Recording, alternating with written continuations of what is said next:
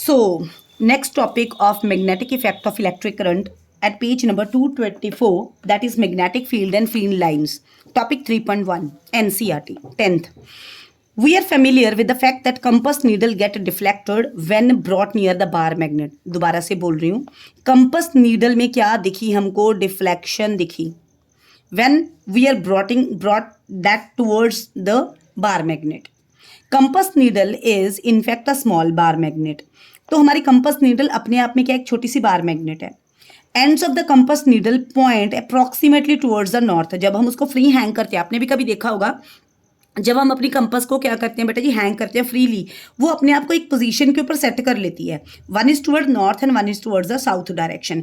It means free जो हमारी hang हो रही नीडल है, किसी स्ट्रिंग से हमने उसको बांध लिया है, तो उसके जो दो एंड्स है वो अपने आप को कैसे लाइन करेंगे? Towards the south and north pole.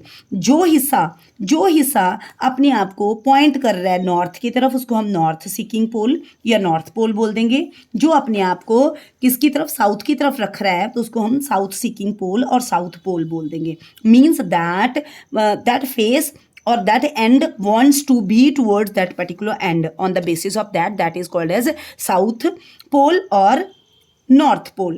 Though various activities we have observed that like the poles repel while unlike poles magnet attract each other. ये हम छोटे होते भी खेलते होते थे, हम मैग्नेट्स ले लेते थे, एक को मैग्नेट को आगे आगे उससे दौड़ाते थे, आगे आगे दौड़ाते थे, ऐसे करते थे.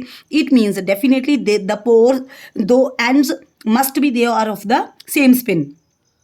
अगर वो सेम स्पिन के होंगे, नॉर्थ नॉर्थ होंगे, they will repel each other. इसकी वजह से एक आगे भागेगा. और सेकंड वाला अगर हम साउथ और नॉर्थ करेंगे, they will stuck to each other and they will stick to each other. Definitely they will be of the opposite pole. Iron filing arrange themselves in a pattern as shown in figure 13.2. इन्होंने 13.2 में इनको दिखाया हुआ है.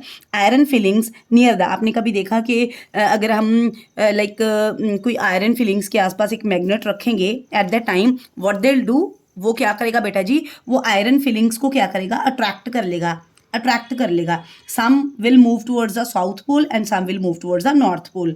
Iron filing arrange themselves in the pattern as shown in figure 13.2. तो यहाँ पे iron filling की उन्होंने पिक्चर दिखाई हुई है, फिगर दिखाई हुई है, जिसमें आयरन फिलिंग ने अपने आप को अरेंज किया हुआ है. Why do iron filing arrange in such pattern? What do this pattern demonstrate? पहली बात तो ये आयरन फिलिंग ऐसे करती क्यों है? दूसरी बात, व्हाट डज दिस डिनोट? ये क्या बताता है हमको? तो magnet exerts an influence in the region surrounding it. तो मैग्नेट अपने आसपास एक इफेक्ट डालता है. उस इफेक्ट को हम बेसिकली मैग्नेटिक फील्ड बोलते हैं. तो जो लाइन रिप्रेजेंट हो रही है, they are called as the magnetic field lines. दोबारा बोल रही हूँ, इन्होंने बोला मैग्नेट एक्सर्ट कर रहा है अपना इन्फ्लुएंस, मतलब अपना वो प्रभाव डाल रहा है. That is exerting it's like influence on the region surrounding it. Therefore iron filling जो एक्सपीरियंस कर रही हैं वो फोर्स को, जो आयरन फिलिंग्स है वो उस फोर्स को एक्सपीरियंस कर रही हैं. द फोर्स दस exert make iron filing arrange in a pattern. उस फोर्स की वजह से वो आयरन फिलिंग अपने आप को एक पैटर्न में अरेंज कर रही हैं. तो this pattern will be like this only. The region surrounding the magnet in which the force of the magnet can be detected is called as magnetic field. हम दोबारा से बोलेंगे.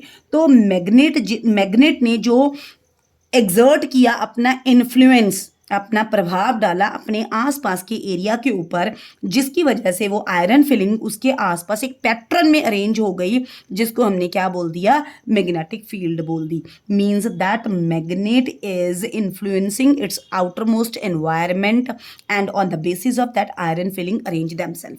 The lines along which iron filing align themselves represent a magnetic field line. तो उन lines को हम क्या बोलेंगे? मैग्नेटिक फील्ड लाइन्स बोलेंगे. Thank you.